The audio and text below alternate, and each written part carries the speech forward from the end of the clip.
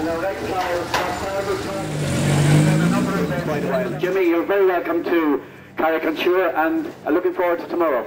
Thank you very much. Yes, it's a fantastic welcome here tonight, and the Scotsman was killed with nothing on underneath. That's really good. But how do you know?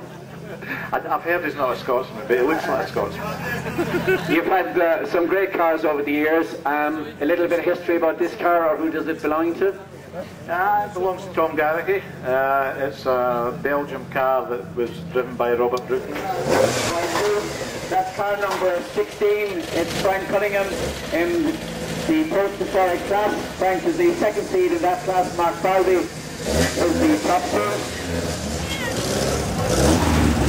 Our next one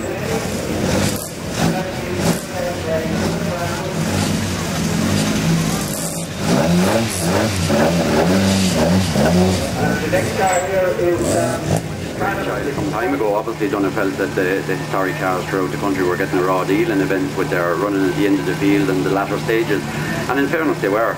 I genuinely felt it was a great concept and a great idea, and we worked in conjunction with them and Motorsport Ireland, and they granted the permit for the event, and I think it's something that can be built on throughout the country. I think there's a good need for an event like this.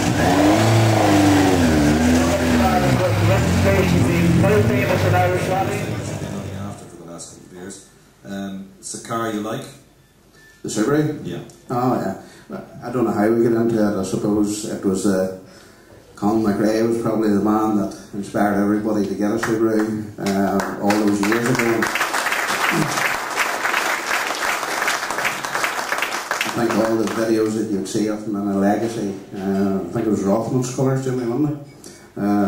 You know, and Legacy and Pretzel was the next big step, so we were lucky enough to get into that. What about the car you're driving this weekend, the Escort? Yeah, I mean it's completely different. I went to handbrake it last night and I thought, oh God, I don't think I'll handbrake this at all, because the steering was that heavy, I couldn't turn it around, you know. So we all get old, don't we, Kenny? We all get old. Now following like me, like you need power steering, you know.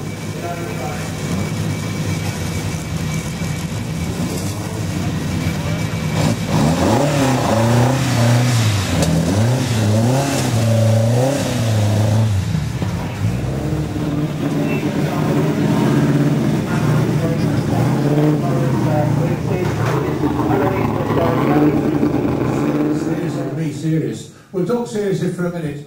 There was a whole decade in the 70s and 80s when every rally report I ever read said McRae wins, or Brooks wins, or McRae wins. We've had enough of this happening. You're still competing against each other. Why the hell don't you get into the same car together, and then we can think of something else? I wouldn't sit beside myself, no, beside Russell. But I'm right, am I not? There were years when, even though you were in the same team nominally, you two were the two biggest competitors against each other in the whole of the British Isles for some years. Oh, steady, Russell.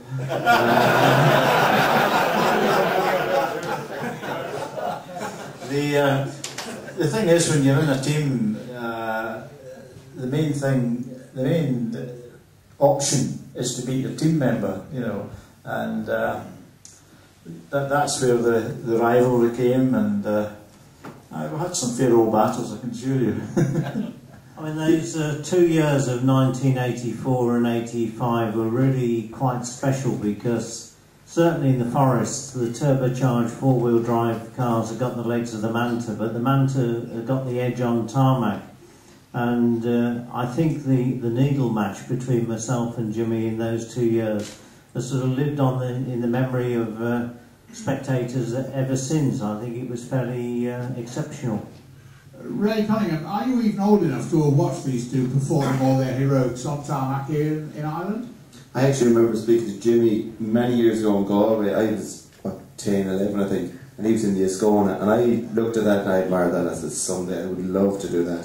Not thinking I'm sitting here on the stage in this situation. Have you ever had the pleasure of driving a car as powerful as that in rallying since then? No, nothing like that. A brother of mine, Frank, has...